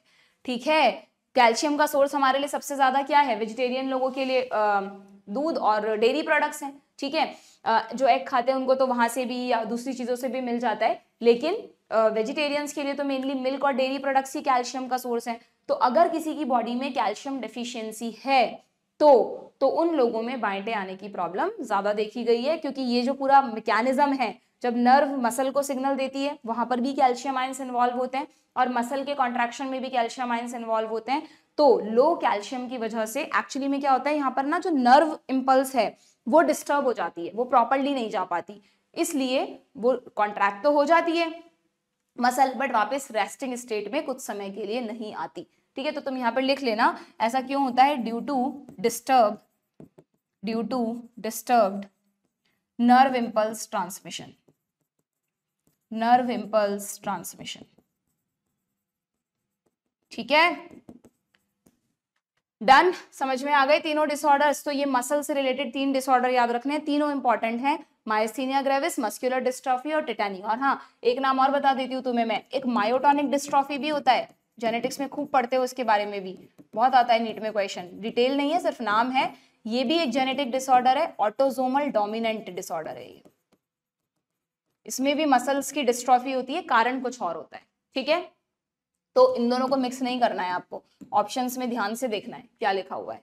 ओके, नाउ 3 बोन से रिलेटेड डिसऑर्डर्स कौन से हैं, बहुत सिंपल है। देखो आर्थराइटिस, पहले ही बता चुकी हूं मैं तुम्हें, इन्फ्लेमेशन ऑफ जॉइंट्स। ये देखो आर्थराइटिस में इस तरह ये एक नॉर्मल जॉइंट दिखाया है, ये आर्थराइटिस में जॉइंट कैसे डैमेज होने लग जाएगा, है ना, कार्टिलेज की लेयर डैमेज हो जाएगी, ये स्पेस में ऐसे बड़े बड़े कुछ प्रोजेक्शंस बन जाएंगे, तो पर्सन को चलने फिरने में उस जॉइंट के मूवमेंट में प्रॉब्लम होगी। ठीक है, इन्फ्लेमेशन ऑफ जॉइंट, सिंपल, आर्थरो यानी जॉइंट, आइटिस यानी इन्फ्लेमेशन। पता है ना तुम्हें, किसी भी वर्ड में आइटिस लगा दो, जैसे कंजक्टिवाइटिस, कंजक्टाइवा में इन्फ्लेमेशन, हेपेटाइटिस लिवर में इन्फ्लेमेशन, अपेंडिसाइटिस अपेंडिक्स में, टॉन्सिलाइटिस टॉन्सिल में, तो आइटिस मतलब इन्फ्लेमेशन। क्लियर, एक हमने पढ़ा था ग्लोमेरुलोनेफ्राइटिस, ग्लोमेरुलस में। देन इस पे बाद में आती हूँ, गाउट, गठिया का रोग सुना है, बहुत कॉमनली सुना होगा, बहुत कई लोगों को अगेन ओल्ड एज में गठिया की प्रॉब्लम हो जाती है, बहुत सीवियर जॉइंट पेन होता है, इसमें भी इन्फ्लेमेशन ऑफ जॉइंट हो रहा है, लेकिन कारण अलग है। यहां पर इन्फ्लेमेशन ऑफ जॉइंट हो रहा था, it is generally age related disorder, arthritis तो एज रिलेटेड होता है। ठीक है, एज बढ़ने के साथ साथ साइनोवियल फ्लूइड कम हो गया, साइनोवियल फ्लूइड डेफिशिएंसी, क्योंकि हम उस जॉइंट को ज्यादा यूज नहीं कर रहे इसलिए। ठीक है, बट गाउट में कारण है बच्चों यूरिक एसिड के क्रिस्टल्स का जमा होना। अगर आपको ध्यान हो, एक्सक्रीटरी सिस्टम में मैंने बताया था कि वैसे तो हम यूरियोटैलिक हैं, मैमल्स आर यूरियोटैलिक, बट हमारी बॉडी में यूरिक एसिड भी बनता है ना, प्यूरिन्स के मेटाबॉलिज्म से, प्रोटीन के मेटाबॉलिज्म से। तो यूरिक एसिड के जो क्रिस्टल्स हैं वो नॉर्मली हमारे यूरिन के थ्रू निकल जाते हैं, बट अगर कोई पर्सन बहुत ही ज्यादा एक्सेसिव प्रोटीन रिच डाइट ले रहा है, बोलते ना अति हर चीज की बुरी है, वैसे तो प्रोटीन्स खाने चाहिए, बट अगर बहुत ही ज्यादा एक्सेस में आप प्रोटीन्स ले रहे हो तो आपकी बॉडी में यूरिक एसिड के क्रिस्टल्स ज्यादा बनेंगे, यूरिन उनको निकाल नहीं पाएगा, वो बॉडी में इकट्ठे हो जाएंगे। कहाँ इकट्ठे होते हैं, जनरली जॉइंट्स में, और जॉइंट्स में अगर यूरिक एसिड के क्रिस्टल्स इकट्ठे होने लगते हैं तो अगेन वो जॉइंट्स को डैमेज करने लगते हैं, leads to inflammation and condition is called gout. कई बार क्वेश्चन पूछा गया इस पे। ठीक है, तो गाउट एंड आर्थराइटिस में सिम्टम सेम होंगे, कॉज अलग अलग है। क्लियर है? इस जनरली जैसे अगर किसी को गाउट की प्रॉब्लम है तो फिर डॉक्टर्स उन्हें बोलते हैं कि आप प्रोटीन रिच डाइट मत लो, है ना। जो बहुत ज्यादा एक्सेस में नॉनवेज फूड खाते हैं, मीट बहुत ज्यादा खाते हैं, उनमें भी this problem is very common. जरूरी नहीं है, कॉमन कह रही हूं, ठीक है? क्लियर? दोनों समझ में आ गए? अच्छा, आर्थराइटिस में एक है ना, 12th में तुम रूमेटॉइड आर्थराइटिस भी पढ़ते हो बच्चों। अगेन ये एक ऑटो इम्यून डिसऑर्डर है, जस्ट नाम लिख लेना। इसमें जॉइंट्स में के खिलाफ एंटीबॉडीज बन जाती हैं, और अगर जॉइंट्स पर अटैक होगा तो फिर से वही जॉइंट में डैमेज होगा, इन्फ्लेमेशन, पेन होगा। तो सिम्टम सेम ही आते हैं सारे जॉइंट्स के डिसऑर्डर में, बस कॉज अलग अलग है। आर्थराइटिस यानी सिंपली एज से रिलेटेड, रूमेटॉइड में ऑटो इम्यून हो गया, गाउट में यूरिक एसिड के क्रिस्टल्स हो गए, ठीक है। एंड एक लास्ट डिसऑर्डर दे रखा है ऑस्टियोपोरोसिस। सुना होगा ये नाम तो तुमने, ऑस्टियो यानी बोन, पोरोसिस यानी पोरस हो गई है बोन्स। ऐसा नहीं है कि बोन में छेद हो गए हैं, पोरोसिस का मतलब बोन्स की डेंसिटी कम हो गई है। बोन्स को डेंस कौन बनाता है? Calcified matrix. जितना कैल्शियम बोन में जाएगा अच्छी बात है, बोन्स स्ट्रांग होंगी। तो अगर किसी पर्सन में बोन्स को प्रॉपर कैल्शियम नहीं मिल रहा तो उसकी बोन्स भी कंपैरेटिवली वीक होंगी। उस कंडीशन को कहते हैं ऑस्टियोपोरोसिस। कब होगा ये? या तो किसी वजह से बॉडी में सीवियर कैल्शियम डेफिशिएंसी है तब हो सकता है, बट जनरली ये देखा गया है ऑस्टियोपोरोसिस किस में होता है? एज बढ़ने के बाद। अगेन ये भी एक एज रिलेटेड डिसऑर्डर है। आपने सुना होगा जो बड़े बूढ़े होते हैं उनके जनरली फ्रैक्चर के चांस ज्यादा रहते हैं। उन्हें बोलते हैं संभल के रहो, गिरना मत, क्योंकि गिरते ही बोन टूट सकती है। हमारी बोन्स कंपैरेटिवली स्ट्रॉन्गर हैं, उनकी वीक हैं। क्यों? क्योंकि एज बढ़ने के साथ साथ बोन्स में कैल्शियम डिपोजिशन की टेंडेंसी कम हो जाती है, ठीक है। उसमें भी मेल और फीमेल को कंपेयर करें तो फीमेल्स में ये खतरा और ज्यादा होता है, क्योंकि फीमेल्स में क्या होता है बच्चों, बोन्स में कैल्शियम डिपोजिशन करवाना, ब्लड बोन्स को कैल्शियम देगा ना, ये करवाना एस्ट्रोजन का भी काम है। एस्ट्रोजन की प्रेजेंस में बोन्स में कैल्शियम की सप्लाई ज्यादा होती है। तो तुम्हें थोड़ी बहुत अगर फीमेल्स में मेंस्ट्रुअल साइकिल की नॉलेज है तो तुम्हें पता होगा कि जब फीमेल्स में मेनोपॉज आ जाता है, 45-50 ईयर्स की एज पे मेंस्ट्रुअल साइकिल बंद हो जाता है, तो ओवेरियन फॉलिकल्स की ग्रोथ नहीं हो रही। तो अगर फॉलिकल्स की ग्रोथ नहीं हो रही तो एस्ट्रोजन भी नहीं बन रहा, कम बन रहा है। तो एस्ट्रोजन की कमी की वजह से उनमें कैल्शियम डिपोजिशन की टेंडेंसी कम हो जाती है और उनमें बोन्स वीक हो जाती हैं, डेंसिटी कम हो जाती है। इसीलिए फीमेल्स को कहा जाता है कि आपको मेनोपॉज के बाद अपना कैल्शियम इंटेक बढ़ाना है। आपको वो चीजें ज्यादा खानी है जिनसे कैल्शियम मिले, जैसे सीड्स वगैरह भी होते हैं तरह तरह के ना, आजकल लोग खाते हैं सनफ्लावर सीड्स वगैरह, सीड्स में भी खूब कैल्शियम होता है। क्योंकि अगर कैल्शियम अच्छा होगा बॉडी में तो एस्ट्रोजन की कमी भी होगी ना, तो बोन्स को सफिशिएंट अमाउंट में कैल्शियम मिल जाएगा, ठीक है। तो ऑस्टियोपोरोसिस क्या है? एज रिलेटेड डिसऑर्डर है। डिक्रीज बोन मास हो गया है। डिक्रीज बोन मास मतलब बोन्स में कैल्शियम कम हो गया है, जिससे कि फ्रैक्चर के चांस बढ़ गए हैं। जनरली किसमें देखने को मिलता है? Decrease level of oestrogen is a common cause in females after menopause.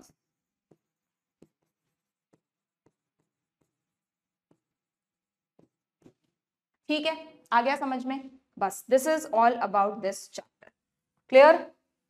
तो छोटा सा इंटरेस्टिंग सा चैप्टर था, पूरा कंसेप्चुअली था। बस बोन्स में जनरली बच्चे बोलते हैं कि मैम हमको रटने पड़ते हैं, बोन्स के नाम याद नहीं होते। तो मुझे लगता नहीं है अब ऐसा कोई प्रॉब्लम आएगी। अगर तुमने दोनों सेशंस अच्छे से अटेंड किए तो तुम्हें एक एक बोन अच्छे से दिमाग में सेट हो गई होगी। बस एक दो बार रिवीजन कर लेना, वो नहीं करोगे तो भूल जाओगे, ठीक है। चलो समरी देख के खत्म करें इस चैप्टर को। Movement is an essential feature of all living being. Movements में हमने पढ़ा प्रोटोप्लाज्म अगर घूम रहा है सेल में, उसकी स्ट्रीमिंग हो रही है तो वो भी एक तरह का मूवमेंट है। Ciliary movement, fins, limbs, wings, किसी भी का भी मूवमेंट, सब मूवमेंट्स में आते हैं। अगर ये मूवमेंट एक वॉलंटरी मूवमेंट है जो कि प्लेस चेंज कर रहा है तो ऐसे मूवमेंट को कहते हैं लोकोमोशन। क्यों करते हैं animals locomotion? Food, shelter, mating, breeding, better climate और प्रोटेक्शन के लिए। ह्यूमन बींग्स की बात करें तो हमारी बॉडी में अमीबॉइड मूवमेंट्स भी होते हैं, WBC करती हैं। सीलियरी मूवमेंट्स होते हैं रेस्पिरेटरी ट्रैक में, ओविडक्ट में, और जनरली मस्कुलर मूवमेंट्स तो होते ही होते हैं, प्लस फ्लैजुलर मूवमेंट्स भी होते हैं स्पर्म में, ठीक है। जितने भी लोकोमोशन और मूवमेंट्स हैं they require coordinated muscular activities. 3 तरह की मसल्स दी हैं हमें नेचर ने। स्केलेटल मसल्स जो कि हमारे बोन्स से जुड़ी हुई हैं, स्ट्राइटेड हैं और वॉलंटरी हैं, ठीक है। विसरल मसल्स जो कि हमारे विसरल ऑर्गन्स में हैं, नॉन स्ट्राइटेड हैं एंड इनवॉलंटरी हैं। कार्डियक मसल्स जो कि स्ट्रक्चर वाइज तो स्ट्राइटेड हैं लेकिन फंक्शन वाइज इनवॉलंटरी हैं, हार्ट की मसल्स, ठीक है। 4 प्रॉपर्टीज मसल्स की, एक्साइटेबिलिटी, कॉन्ट्रैक्टिलिटी, एक्सटेंसिबिलिटी, और क्योंकि मसल्स अपना साइज शेप चेंज कर रही हैं तो elasticity. Clear? Muscle fibre very very important, देखो कितना इंपॉर्टेंट स्टेटमेंट है, कहीं थ्योरी में नहीं आया, ये सिर्फ यही लिख रहा है, इसलिए समरी पढ़ना इंपॉर्टेंट हो जाता है। मान लो तुमसे नीट में पूछ लें विच is the anatomical unit of muscle, तो तुम्हें एकदम से ना सार्कोमियर पहला ऑप्शन दिखेगा और तुम उसे ही टिक कराओगे, तुम पढ़ोगे नहीं ध्यान से कि एनाटॉमिकल यूनिट पूछी, यानी मसल को बनाता कौन है, तो मसल को तो मसल सेल बना रही है ना, तो मसल फाइबर उसकी एनाटॉमिकल यूनिट हुई। अगर तुमसे पूछते कि उसकी फंक्शनल यूनिट बताओ तो फिर तुम कहोगे सार्कोमियर, लिखा होगा कहीं ना कहीं, हम वैसे पढ़ चुके हैं ऑलरेडी। ठीक है, तो सार्कोमियर तो फंक्शनल यूनिट है, ये रहा सार्कोमियर तो फंक्शनल यूनिट है और मसल फाइबर यानी मसल सेल एनाटॉमिकल यूनिट है। क्लियर? कैसे अरेंजमेंट होता है वो पूरा हमने डिटेल में पढ़ लिया, दोबारा यहाँ पर समरी पढ़ने की नीड नहीं है। ठीक है, इसमें हमने पढ़ा था कि एक्टिन फिलामेंट कैसे बनता है, मायोसिन कैसे बनता है, फिर मैकेनिज्म कैसे होता है, क्रॉस ब्रिज बनता है, टूटता है, वो पूरा डिटेल्ड टॉपिक है, पूरा पढ़ा है तो ही समझ में आएगा। ओके, रिपीटेड स्टिमुलेशन करेंगे हम तो फटीग हो जाएगा। मसल फाइबर्स दो तरह के होते हैं, अगर मायोग्लोबिन ज्यादा है तो रेड, कम है तो white, depending on the amount of myoglobin. ये एरोबिक होते हैं, ये जनरली एनारोबिक रेस्पिरेशन करते हैं। बोन्स एंड कार्टिलेज से बनता है हमारा स्केलेटल सिस्टम, जिसमें एक्सियल और अपेंडिकुलर, इसके बारे में हम पढ़ चुके हैं। एक्सियल में आता है क्या क्या?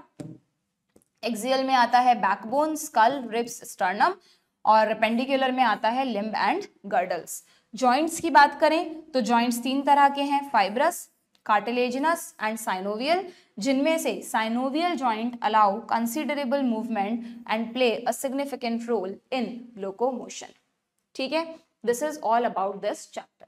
ओके, तो now this chapter is done. तो ह्यूमन फिजियोलॉजी में अब हमारे दो चैप्टर्स रह गए हैं बच्चों, एक तो न्यूरल कंट्रोल और एक केमिकल कंट्रोल। जो हमारे मेजर सिस्टम्स हैं जो इंडिविजुअली कैसे वर्क करते हैं वो हम पढ़ चुके हैं। अब जो रिमेनिंग चैप्टर्स हैं उनमें हम पढ़ेंगे कि न्यूरल सिस्टम जो है हमारा वो कैसे इन सभी सिस्टम्स को कंट्रोल करता है, उसका ऐसा क्या स्ट्रक्चर है, कैसे काम करता है।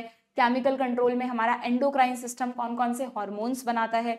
तो बड़ी इंटरेस्टिंग चीजें हैं, आप इंटरेस्ट लेके पढ़ोगे तो आपको सब चीजें समझ भी आएंगी, याद भी रहेंगी। बस एक ही शर्त है कि आप जो भी चीजें पढ़ रहे हो पुरानी होती जा रही हैं, उनको रिवाइज जरूर करना बच्चों। जब हमने मॉर्फो एनाटॉमी पढ़ा था तो आपको बड़ा इंटरेस्ट आया होगा, अब शायद कुछ बच्चों के दिमाग से साफ हो गया होगा, कुछ लग रहा होगा यार मॉर्फो एनाटॉमी में क्या पढ़ा था, कुछ याद ही नहीं है। ये वो बच्चे होंगे जो रिवीजन नहीं कर रहे। अगर आप रिवीजन नहीं कर रहे हो तो आप अपने नीट की प्रिपरेशन का बहुत इंपॉर्टेंट पार्ट मिस कर रहे हो, आप क्रैक कर ही नहीं सकते नीट। तो प्लीज हमेशा पुरानी चीजों को रिवाइज करते चलो। हर एक महीने में जो पूरे पहले पढ़े हुए 1-2 महीना हो गया उसको एक बार देख लिया करो एनसीईआरटी से, तो ही आप नीट के अटेम्प्ट तक, एग्जाम तक चीजें रिमाइंड रख पाओगे। ठीक है, और क्वेश्चन प्रैक्टिस जरूर करना, सिर्फ थ्योरी पढ़ने से नहीं होगा सिलेक्शन। खूब क्वेश्चन प्रैक्टिस करो, नहीं आता पूछ लो, डाउट कमेंट बॉक्स में पूछ लो, कहीं भी अटक जाओ, जो भी आपके टीचर्स हैं आसपास जहाँ पे से भी आप प्रिपरेशन कर रहे हो उनसे इंटरेक्ट करो, चीजें पूछो, तभी आप चीजों को समझ पाओगे। ठीक है, चलो तो नेक्स्ट सेशन में will start with the neural control and coordination. Good bye.